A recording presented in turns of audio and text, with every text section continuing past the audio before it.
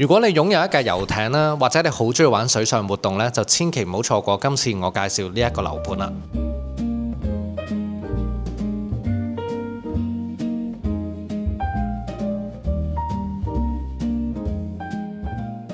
今次呢一個單位咧，實用面積咧係1161尺啦，原則咧係一個一房嘅單位啦。而家裝修咗之後咧，就變咗一個兩房嘅格局啦，更加可以滿足大部分家庭嘅需要。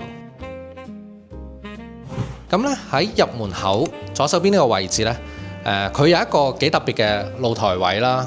唔係好多香港嘅開則會有啦。咁露台除咗有個山景嘅景觀啦，亦都可以令到間屋咧成個通風咧都會更加好。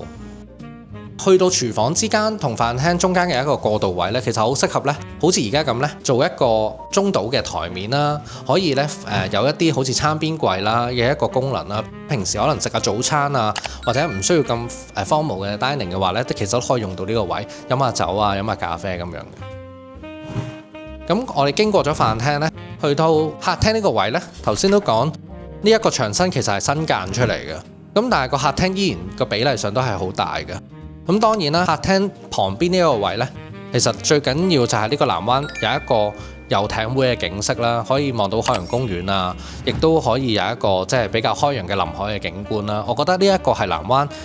呢個屋苑最值錢嘅地方啦。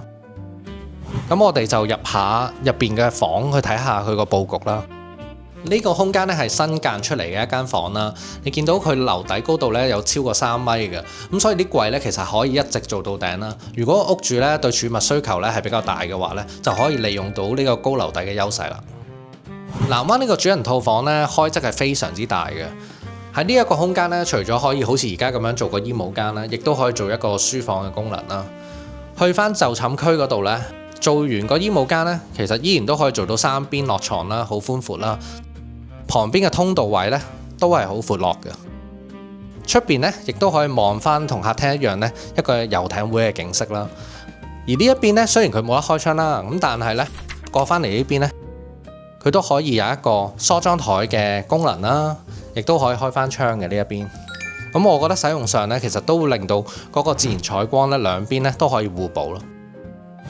主人套廁咧，我哋而家呢一個格局咧，除咗佢可以有企缸啦，亦都有浴缸嘅功能啦。成個空間咧雖然面積唔係話好大，但係咧基本嘅配套設備咧都可以滿足翻一般戶主嘅需要。